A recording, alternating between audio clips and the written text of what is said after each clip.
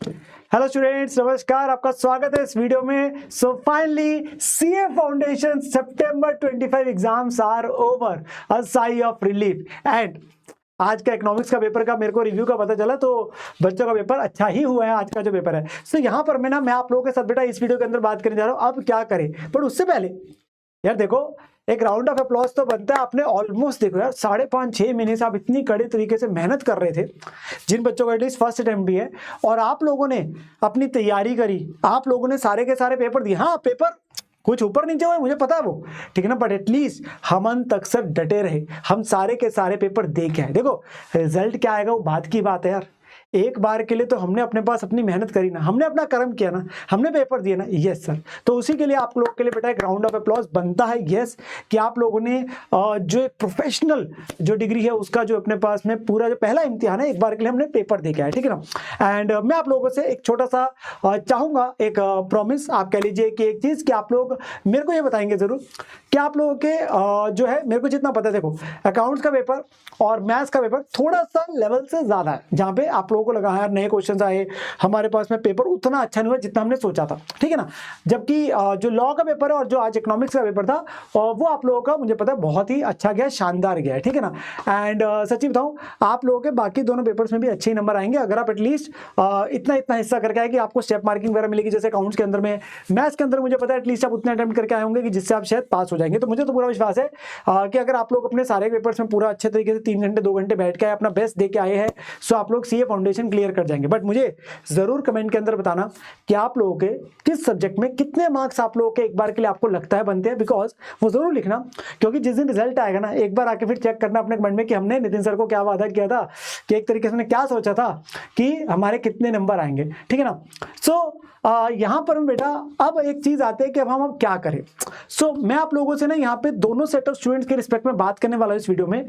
जिन बच्चों को लगता है कि हमारा रिजल्ट जो है, हमारे को लगता है कि हम पक्का पास हो जाएंगे, या जिन बच्चों को लगता है नहीं नहीं हमारे पेपर उतने अच्छे नहीं गए हैं, हमें लगता है कि हम किसी ना किसी पेपर में भी अगर रह जाएंगे, 40 से कम मार्क्स आएंगे, तो फिर हमें ऑब्वियसली अगले पेपर्स के लिए अपने पास में देखना पड़ेगा। तो कैसे कर सकते हैं हम लोग, क्या चीजें कर सकते हैं, उसी को लेकर बात करने वाला हूं। देखिए आज की रात तो बच्चा हर कोई सोचता है कि सर हम अच्छे से सोएंगे पूरा अपने पास में, पर मैं सच्ची बताऊं आज की रात ही नींद नहीं आने वाली है आप लोगों को, ये मुझे पक्की बात है, ठीक है ना।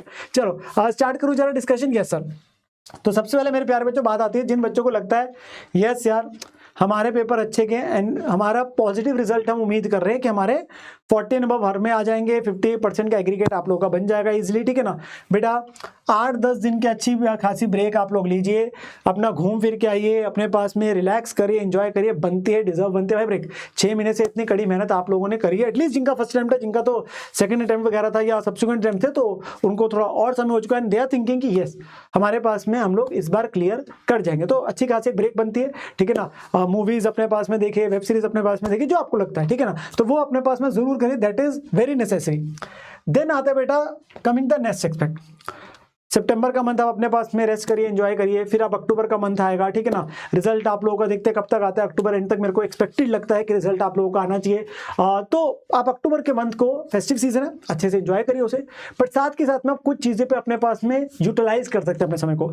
जैसे कि अगर आप लोगों को लगता है कि आपकी इंग्लिश जो है वो बेटा इतनी स्ट्रांग नहीं है, तो आप कोशिश कर सकते हैं कि फ्री टाइम पे उस पर आप अपने पास में थोड़ी सी कमांड बैठा सकते हैं, बिकॉज वो हमेशा मदद करती है ना प्रोफेशनल कोर्स, ठीक है ना। सो आप लोग अपनी कम्युनिकेशन स्किल पे अपने पास टाइम लगाइए, पब्लिक स्पीकिंग पे लाइक टोस्ट मास्टर्स क्लब वगैरह है, ठीक है। फिर आप बेसिक एआई टूल्स जो है उस पे भी अपने पास सीखने की कोशिश कर सकते हैं, लाइक चैट जीपीटी है, क्लॉड है, इन पे अपने पास में आप समय लगाइए, इनके ऊपर अपने पास थोड़ा सा तवज्जो दीजिए।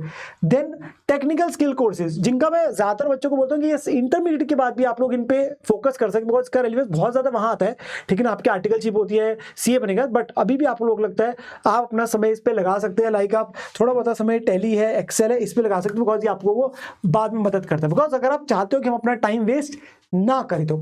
एंड वन मोर थिंग कि आप लोग नेक्स्ट लेवल जो आप लोगों की जर्नी होने वाली है सी इंटरमीडिएट जो है उसके बारे में जानकारी ले सकते हैं, लाइक ओवरव्यू सी इंटरमीडिएट कोर्स का क्या है, रजिस्ट्रेशन प्रोसेस क्या है, डेडलाइंस क्या है, syllabus, subjects, guidance and mentorship, study plan, अपना टाइम मैनेजमेंट, तो आप वो थोड़ा सा अपना शुरू कर सकते हैं। उसके लिए हमारा तो सारे का सारा बेटा जो इन्फॉर्मेशन रहती है वो बच्चों के लिए सी इंटरमीडिएट बाय पीडब्ल्यू वाला जो यूट्यूब चैनल है उस पर आप लोगों को जो रेलिवेंट कंटेंट मिलता है सी इंटरमीडिएट से रिलेटेड, ठीक है ना। सो ये वो बच्चे हैं जो अपने पास में जिनको लगता है हम तो पक्का ही पक्का एक बार के लिए पास हो जाएंगे।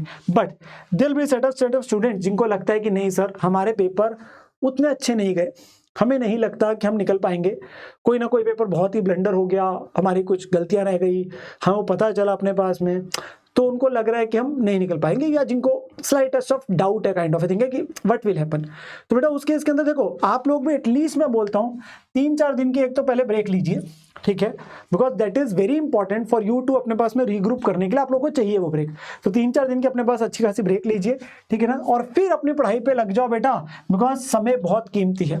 अब क्या है वो वाली बातें हैं बेटा कि पेपर 6-6 महीने बाद होते हैं, आप अगर आज से देखेंगे तो हमारे पास में ऑलमोस्ट नेक्स्ट अटेम्प्ट के लिए हमारे पास 3.5-4 महीने होते हैं, ठीक है ना, और हमें ये होता है कि हम अपने समय को खराब ना करें। एटलीस्ट अगर हमें पता ही है कि हमारे पेपर इस बार अच्छे नहीं गए तो हमें अपने समय को खराब नहीं करना है, ठीक है ना।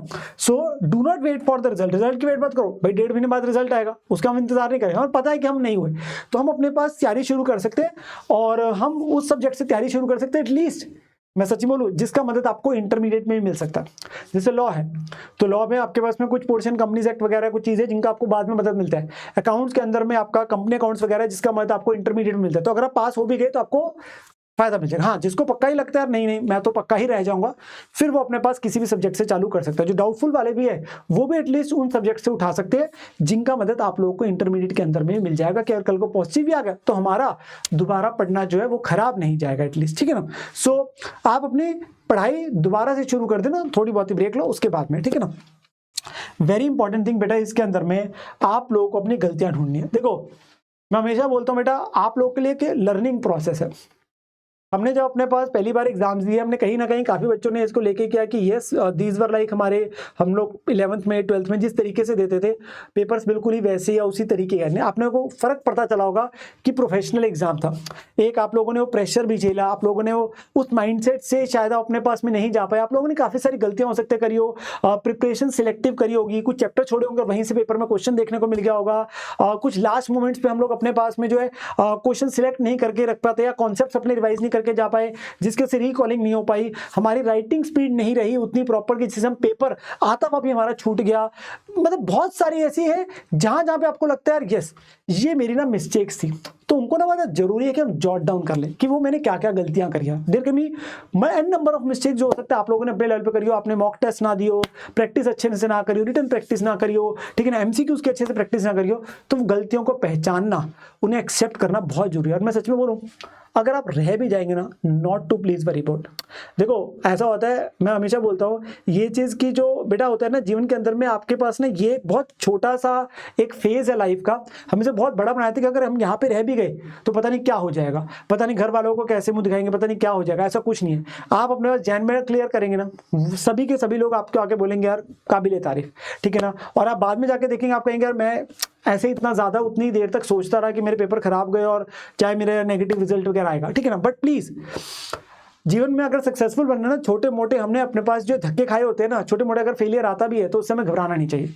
तो हम अपनी गलतियां एक्सेप्ट करेंगे जो हमने करी, हम अगली बार के लिए उन पे वर्क अपॉन करेंगे, दैट इज़ वेरी इंपॉर्टेंट, ठीक है ना। और उसके लिए बहुत ज़रूरी है कि आप अपना पॉजिटिव माइंडसेट रखें कि हमें रखना है यस यार पॉजिटिव, हम अगली बार क्लियर करके दिखाएंगे अगर इस बार नहीं भी हुए तो, ठीक है ना। तो that is very important and hard work आप लोग करते रहे because that always page of बेटा।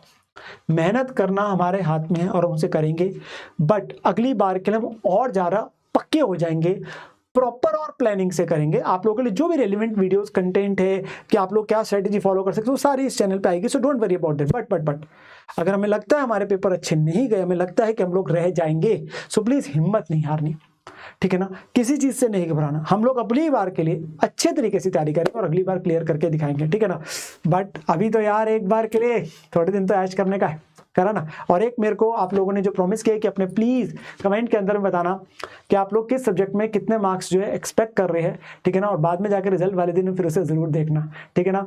सो मिलते हैं आप लोगों से बेटा अगले वीडियो में। टेक केयर मेरे प्यार बच्चों, love you, bye bye, have a great time, bye bye बेटा, बाय बाय।